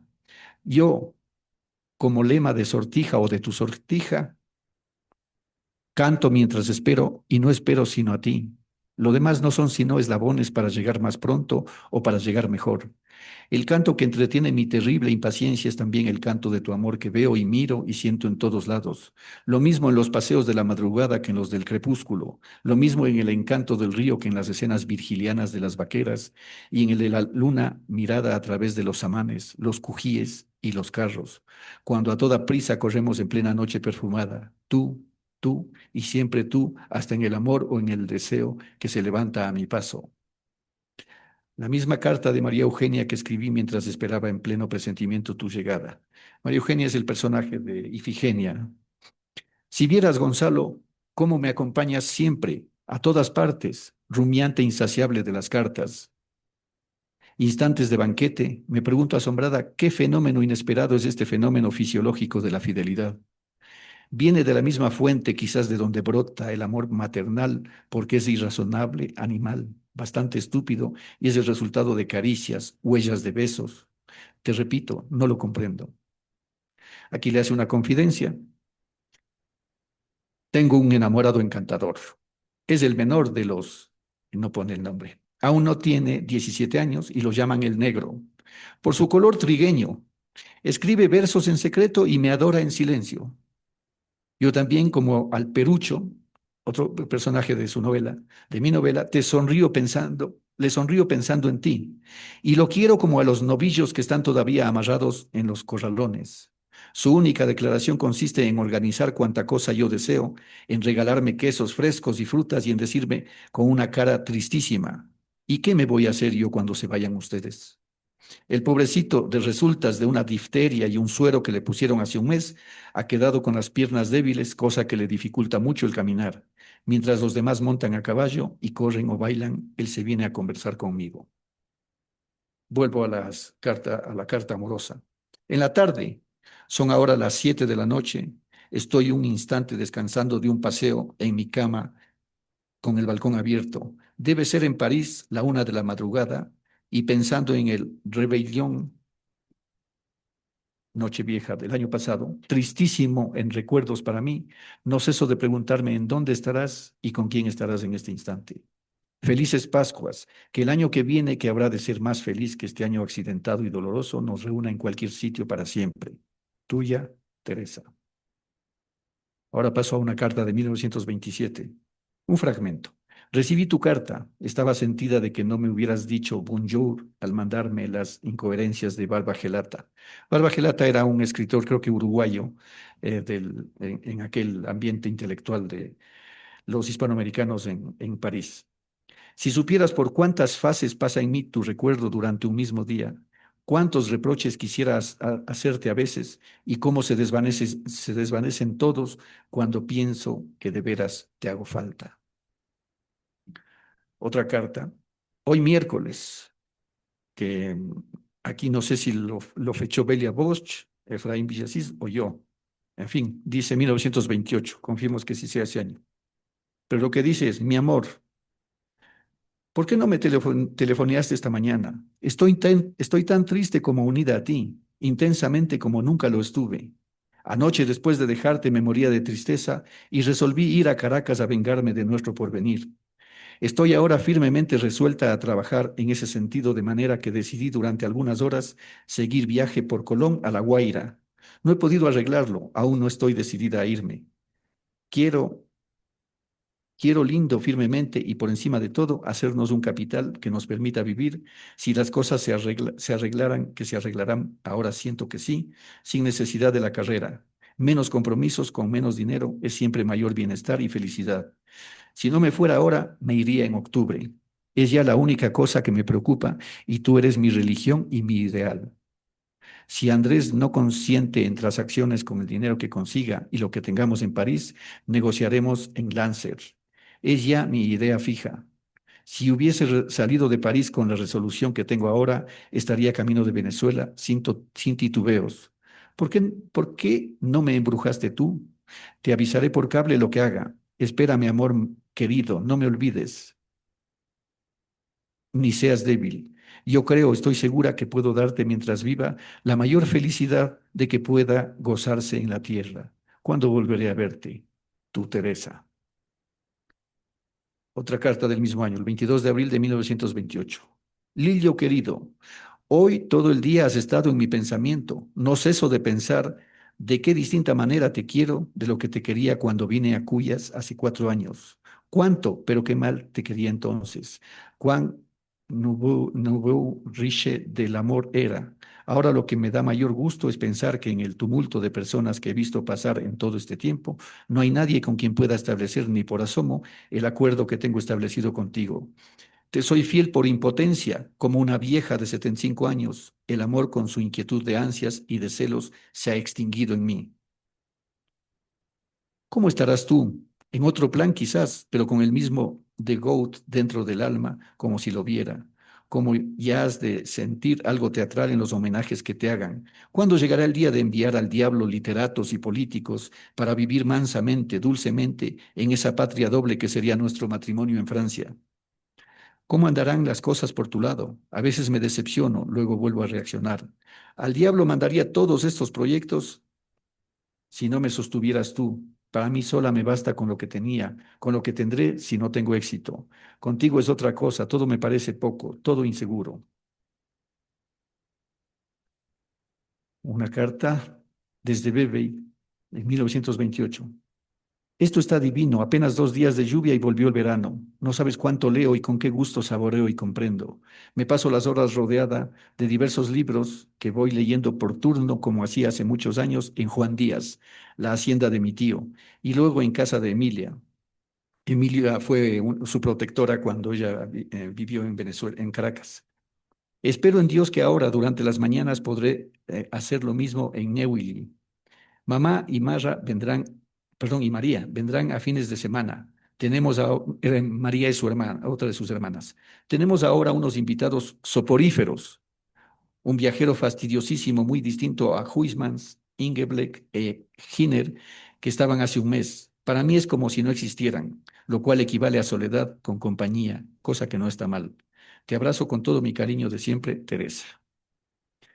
Ahora les voy a leer una carta de Gonzalo Saldumbide, que también hace lo mismo que su corresponsal, pero ventajosamente él puso una notita al pie con lápiz. La carta dice, domingo temprano, otoño ya, frío y niebla. A lápiz dice, por Gonzalo Saldumbide, 23 de septiembre de 1928. Es decir, 10 días después de la carta que precedió. Y esto le dice Gonzalo a Teresa. Mi amor incurable, esta tarde marcho a París, como te lo anuncié en mi telegrama de ayer. Por si acaso quieras tentarte, como tu seco telegrama Paz Libre me dejó plantado, he cambiado por el de París el viaje que tenía anunciado para Suiza. No le hace.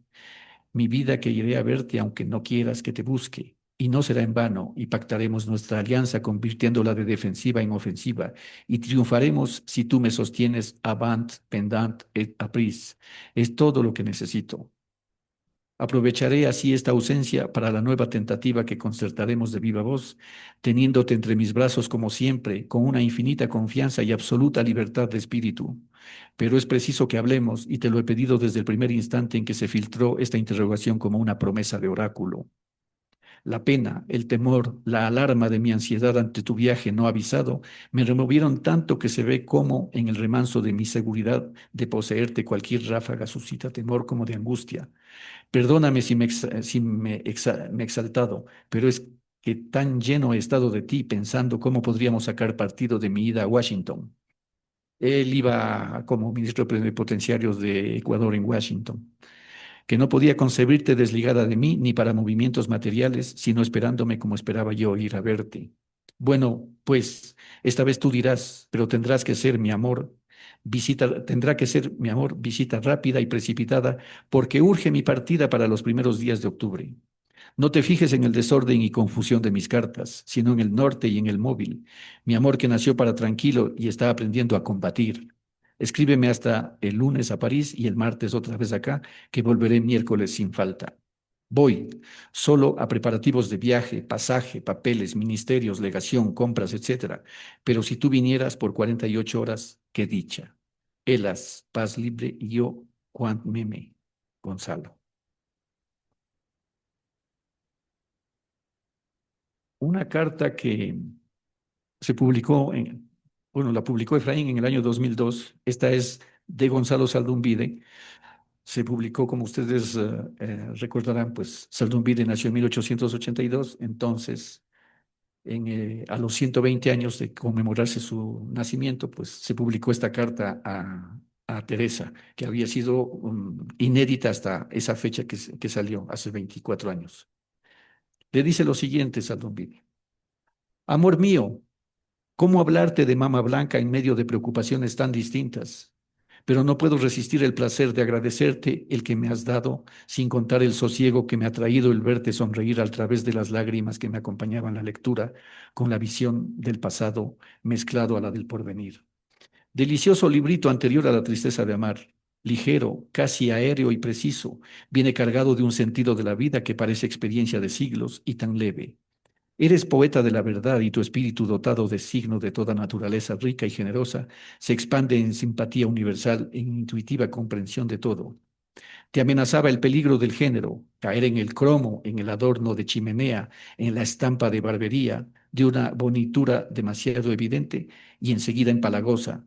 Pero ni de lejos asoma el colorido convencional, el reblandecimiento sentimental.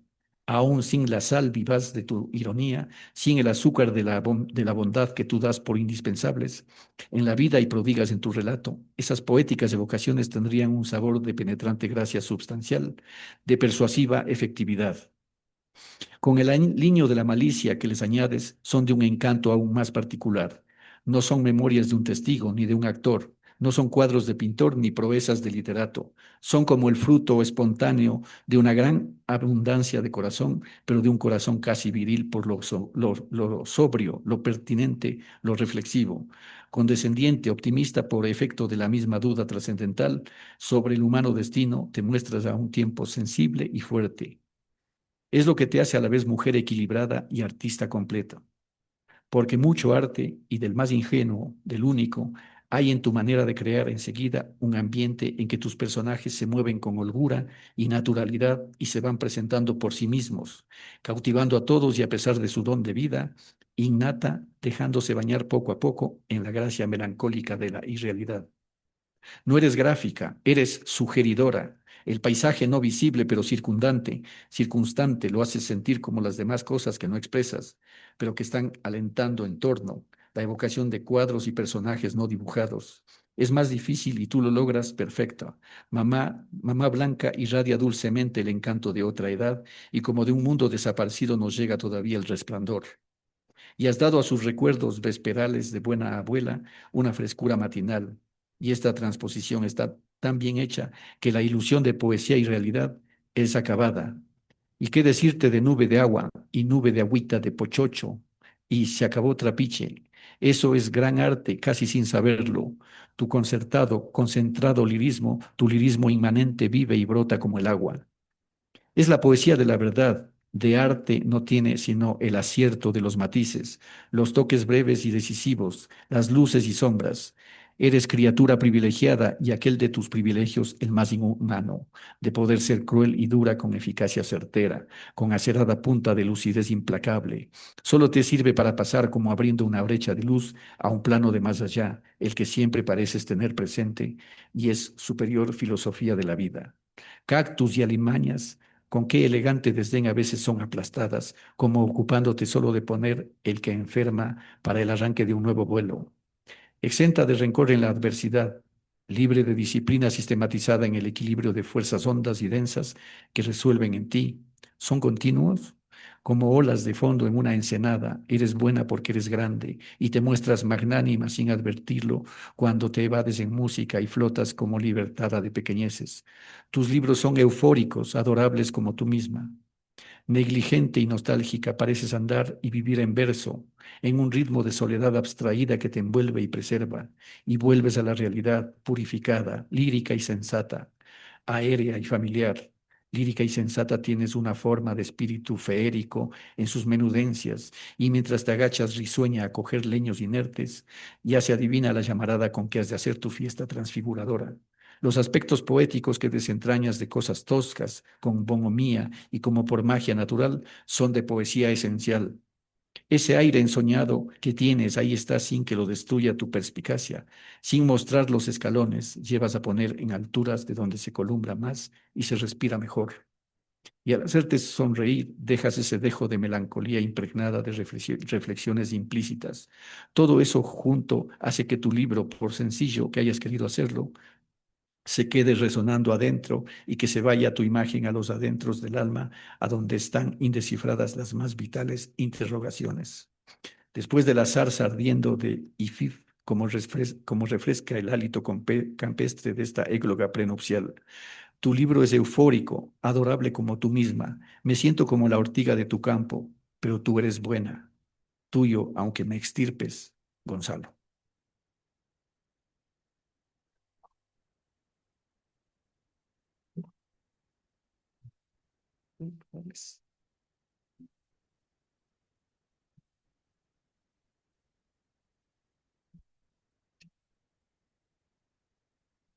Sí.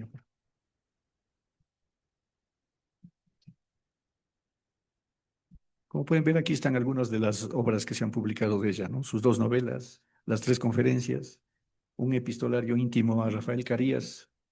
Sí, por favor. Este es un fragmento de la novela Las Memorias de María Mama Blanca que apareció en la Revue de la América Latina, una revista a la que estuvieron vinculados grandes escritores hispanoamericanos, entre ellos Saldumbide, Reyes, Gabriela Mistral, Ventura García Calderón y Teresa de la Parra. Este es un libro precioso que recoge una docena de comentarios sobre la obra de Teresa de la Parra. Está una nota preciosa de Juan Ramón Jiménez, de José Vasconcelos, el de Benjamín Carrión. Recordemos que Benjamín Carrión en Mapa de América le dedica un ensayo interesante. Siga, por favor. Aquí están algunos de los retratos de ella, ¿no? Teresa de la Parra. Aquí está la cubierta del folleto que Efraín Villasís publicó con las 5 cartas de Teresa en 2002. Sigan. Tuvieron el cuidado, además de reproducir en facsímil, las 5 cartas. Sigan, sigan, por favor. Como ven, lo que les había señalado, ¿no? Las particularidades en las epístolas de Teresa. Sigan, por favor. Sigan. Sigan. Sigan. Miren, ahí sí está fechada esta carta, ¿eh? Esa es desde Fuenfría, en el sanatorio, cerca de Madrid. Sí, siga, por favor. Miren la firma, solo la T, ¿no? Siga, por favor. Las postales. Viernes. Aquí está una notita. Eh, Haré unas aclaraciones breves. En Wikipedia, al buscar Teresa de la Parra, no hay la menor alusión a Gonzalo Saldunvidi. Como ustedes verán después de la exposición que acabo de hacer, producto de colaboraciones anteriores, es decir, me he servido de trabajos de gente que ha valorado, que ha investigado, y pues creo que es un acto de justicia poner en su sitio esto. El, ah, Hay entre estas notas que se han recogido de Teresa, hay alguna en la que le dice a Gonzalo Saldunvide: he tenido que escapar de la mirada escrutadora de Lidia Cabrera, que es como un cancerbero. No me deja salir a verte. Cada vez que pronuncio tu nombre, lo que hace es acosarme. Entonces, recordemos que Lidia Cabrera fue la amiga que acompañó a Teresa de la Parra hasta el día de su muerte. Ahora, la ventaja de cuando uno sobrevive a los otros es que puede cambiar versiones, lo que no puedo afirmar yo de manera categórica, pero si no se puede contrastar, al menos con documentos como los que yo he mostrado hoy, se puede evidenciar otros aspectos de esas relaciones, ¿no? Tengamos en cuenta que el, aquí he hecho los cálculos. Lidia Cabrera falleció en 1991. Sobrevivió a Teresa de la Parra con 55 años. Recordemos que Teresa murió a los 46. Sobrevivió a Gonzalo Saldunvide con 26 años. Y Gonzalo Saldunvide sobrevivió a Teresa de la Parra con 29 años, ¿no? Entonces, no se ha podido contrastar esto. Y, como les decía, entre las yo llamo maledicencia. Juan Liscano, en la presentación de la iconografía de Teresa de la Parra, un libro hermoso en donde están algunas fotografías preciosas y en la que aparecen dos en las que está con Gonzalo Saldunvide, él afirma de una manera rastrera, diría yo. Recordemos que además Juan Liscano fue gran amigo de César Dávila Andrade, pero él dice, eh, no tengo el libro este aquí, lo tengo en España, así que no he podido confirmar exactamente, pero les hablo de memoria. Dice más o menos, eh, Gonzalo Saldunvide era un viejito baboso que hizo amistad con mi padrastro, que era diplomático, e iba con frecuencia a la casa, a mi casa, a hablar con mi madre cuando yo era niño, dice, y le lloraba pidiéndole de favor que le consiga una cita con Teresa de la Parra. Nunca consiguió eso. Eso dice en una publicación anterior. Ahora, cuando sale la edición que mostré en los archivos de la UNESCO, que salió en 1988, él aclara, dice, Belia Bosch ha publicado algunas cartas de Gonzalo Saldunvide en el año 82 y matiza un poco, dice, Gonzalo Saldunvide iba y lloraba suplicando que mi madre le consiga una cita. Dice, además es un escritor que escribía con diccionario, es desdeñoso. Yo, de hecho, no he leído obra de Juan Liscano, así que poco podría hablar de su obra, pero en esto sí noto maledicencia. Y en el caso de Lidia Cabrera, pues hay un libro que también lo leí hace muchos años, hace unos 20, y que no lo tengo aquí, que son cartas a Lidia Cabrera, en donde recogen. Hay una autora que se llama Rosario Iriart. Ella le entrevista, es una larga entrevista, es el libro de unas 200 y pico de páginas, en donde reproduce unas escasas cartas de Teresa de la Parra a Lidia Cabrera y algunas, creo que son 7 de Gabriela Mistral a Lidia Cabrera, en donde no se evidencia para nada lo que normalmente está en Internet, ¿no? Entonces, y como les decía, un autor a quien yo estimo increíblemente, que es Mariano Piconzalas, creo que es uno de los grandes ensayistas en lengua española. Él también, por omisión, cuando hace el prólogo a las cartas de Teresa de la Parra, no menciona a Gonzalo Saldunvide. Quizás no tuvo acceso a las cartas. Pero al final del volumen aparece una carta que dice que no se ha logrado identificar quién es el destinatario de esa carta. Es de Gabriela Mistral a un tal Z. Y realmente es una carta de pésame muy dolorosa, que voy a leerles un pequeño pasaje. De hecho, no está fechada, pero por los datos que están ahí, pues yo aproximo que es de mayo del año 36. Muy querido amigo Z, Vino su telegrama que le agradecí mucho. Yo entendería que el uso de la Z de parte de Gabriela Mistral es por el pudor al que yo me refiero, ¿no? Una mujer discreta, una mujer muy inteligente, gran escritora además. Entonces, en el caso de ella se comprende que le escriba, muy querido amigo Z. Vino su telegrama que le agradecí mucho y me dolió la larga vuelta que dio el mío, porque yo quise con él acompañarle en el momento preciso de ese dolor tan grande. Ni yo sabía cuánto, como hasta dónde quise a Teresa, ni yo, porque mi vida de buena india, de buena salvaje es muy subterránea e inconsciente. Y el conocer ahora la trascendencia de ese cariño mío de Teresa me ha hecho pensar cómo la quería usted y qué estado de ánimo tan menesteroso le habrá dejado ese desastre. Yo no supe nada de su agravamiento. Estuve casi 2 meses sin escribirle.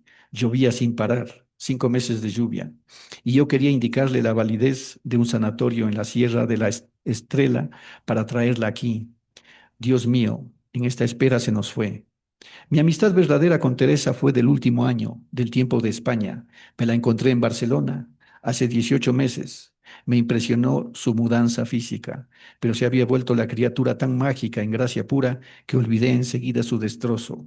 Gonzalo, era algo extraordinario esta Teresa que yo vi. Le probó mal Barcelona y se fue a Madrid. Pobrecita, sin que hubiese en ella nada de ese apetito violento de vivir que viera a los tuberculosos. Ella buscaba aliviarse y durar. En Madrid, tengo que excusarme con ustedes. Miren, en la carta dice, bueno, esta carta la estoy leyendo a los 15 años. Saldumbide dice, estuvimos muy juntas, nos conocimos realmente y nos quisimos. Y es curioso porque en la nota a pie de página dice que no se sabe a quién está dirigida la carta. Tal vez estaban tan despistados como yo, la leyeron a los 15 años. Estuvimos muy juntas, nos conocimos realmente y nos quisimos tanto. Esta Teresa es la que yo quisiera cantarle, por más que se lo sepa por unas cartas. Yo no he visto mujer más depurada, más perfilada, más cabal. La idea de la gracia que ha tardado mucho en entrar en mí por el seso mosaico que llevo, no se me ha hecho nunca más patente que en este caso. Allá en Suiza, en su sanatorio, no sé dónde, amigo mío, ella recibió a chorros la gracia sobre sí.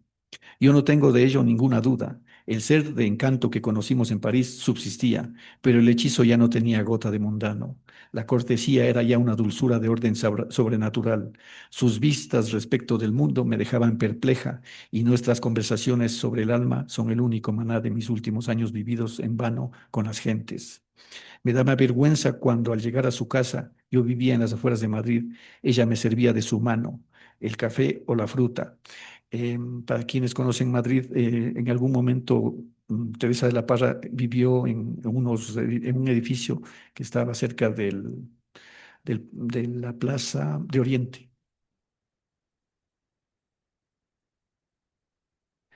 Era todavía una reina, pero una especie de Isabel de Hungría, santa y en consonancia de lo que exhalaban su casa y sus gestos. Ay, mi amigo, alguna vez yo me limpié lágrimas delante de ella y le dije creer que eran por el tema tratado.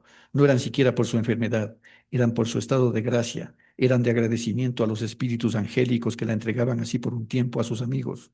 Me temo que muchos santos hayan tenido más énfasis, en todo caso más fanatismo y mucho menos elegancia en elevar disimulada su perfección. La alababa a una sin gesto de las suciedades de la calle y de la vida. En unos momentos de oírla, yo era otra. Se me había vuelto una especie de tierra prometida y de anticipación sorda de otro estado que comienza aquí para algunos. Yo solía creer que mi contentamiento de estar con ella era el sabor de soja nuestra a roja muestra, que ahora tenía mucho más que antes. También algo de eso, pero no era todo. Teresa había quemado las últimas escorias, toda la paja que pudo haber en ella y sobre todo destruía en cada momento los efectos del mal físico en su alma. Lo padecía. Gonzalo con una dignidad también sobrenatural, con algo así como una cortesía hacia la enfermedad. Dios mío, yo habría preferido no haber probado esta experiencia de conocerla en ese punto de realización espiritual para perderla enseguida. Mejor me quedase la Teresa de antes, grata, fina, hermosa, serena también, pero no esta señora que no vuelvo a encontrar en mi raza y en este mundo. Esta señora Gonzalo, que ya no tenía saldos que pagar a nadie, que estaba puesta al día con el Dios de los cielos y que podía irse en cualquier hora sin necesidad, sin necesitar de ayudas ni penitencias. Pero, querido Saldumbide, la última pizca de egoísmo, de orgullo o de complacencia en sí, la última señal de la carne soberbia, y esto que ella había llegado a ser o se había vuelto, en fin, fue de esos que solo la... Aquí hay una página, una palabra que no se entiende. Esto no se puede perder sin que a una se le caiga el mundo encima. Estaba para dar todo bien y sin recibir ninguno. Estaba ya puesta en una orilla que no era otra dimensión, ni siquiera unos pasos más allá, sino al lado de una, por algo así como un absurdo que Dios consentía en beneficio de nosotros. Saldumbide, yo la he llamado desde un fondo de mí, donde la tenía sin saberlo, sin consuelo. No quiero minar nunca esta pérdida como cosa manual. No quiero que se me gaste esta sensación de enorme extrañeza, de absurdo cabal que anda conmigo desde que sé lo ocurrido. Realizarlo como dicen los griegos o gringos me cuesta todavía. Sé y no sé, el alma querida, yo la habría puesto feliz con contarle, no se lo dije, esperando verla llegar, mi regreso lento y sordo a lo cristiano, sin tirar lo mío del oriente, un resbalar suavecito que casi no siento y que sigue y sigue. Ella no tenía dogma, sino realización. Varias veces, Gonzalo, yo pensé en escribirle a usted estas cosas que me tenían maravillada. Misión de España, de la triste España que yo vi, estaba llena de penuria económica, lo cual quiere decir de gacetillas para periódicos y de desasosiego que me daba la enfermedad. No hubo paz. Ahora quiero, y es tan tarde para darle alegría a mi amigo querido. Estoy en Lisboa, por fin, en una situación oficial clara como cónsul de profesión. Era cónsul honorario. 6 meses de estricto tratamiento me han dado un gran alivio y limpiado mi cuerpo. Este y no la tráfico, no, este y no lo trafica. Castilla era el país para estar con ella, con nuestra Teresa, para oírla y recibirla mejor. Pensar en la ausencia con calidad de cosa eterna me da un espanto que no sé decirle, tampoco debo decírsela. Usted no podrá olvidar este dolor porque a la edad suya y mía ya no son casos ni anécdotas semejantes penas. Lidia Cabrera se portó con una gran nobleza con nuestra criatura. Le vi un sacrificio continuo y deprimente llenado. Abandonó su vida propia y no vivía sino para atender a Teresa. Son viajes en estadas. Usted ya le habrá escrito, Saldumbide. Si vuelve a hacerlo por cualquier razón, dígale los agradecimientos efusivos a su hablar que yo le he dado también. La hermana o las hermanas de Teresa no la siguieron a parte alguna. En otra carta le hablaré de ese libro al que usted conserva sus derechos y que haré imprimir aquí en septiembre, a pesar de Concha Espina y sus graciosas amigas. Un abrazo muy fraterno en este dolor suyo y mío. Gabriela. Mayo, excuse el lápiz. Y solo dos apuntes pequeños. Primero, cuando dice volver a la religión cristiana es porque durante algunos años Teresa de la Parra tuvo una crisis y se vinculó al budismo. Y la última referencia, el último párrafo, es que Gabriela deseó y presionó a Gonzalo Saldumbide para que él prologara Tala, pues el poemario Tala, durante siquiera unos 6 años. Gonzalo finalmente, después de aceptar, finalmente desistió, se excusó diciendo que su poesía no era inabarcable y que él estaba incapacitado de presentarla. Recomendó que el prólogo lo hiciera Concha Espina, a lo que respondió Gabriela Mistral, dijo, si el libro no hace el prólogo usted a mi libro, pues el libro va sin prólogo, como en efecto sucedió. Lo publicó Victoria Ocampo en la Editorial Sur, la que estuvo tan vinculada con Borges, ¿no? Muchísimas gracias.